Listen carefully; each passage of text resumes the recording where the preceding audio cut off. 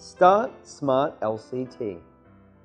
Click Create Offline Design on the navigation menu, and the pop-up project creating menu includes 1. Project name and save path of project engineering files. 2. Device selection, for which various models of NovaStar products are provided. VX4S is used for this demo.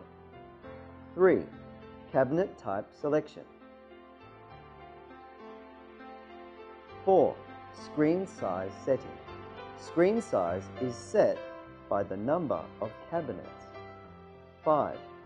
Selection of cabinet connection type between auto connection and manual connection.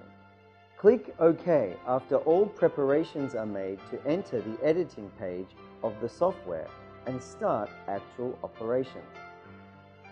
Step 1. Select a network port. Choose the added cabinet in the toolbar and add a cabinet in the editing area. Step 2. Select cabinet connection type between auto connection and manual connection.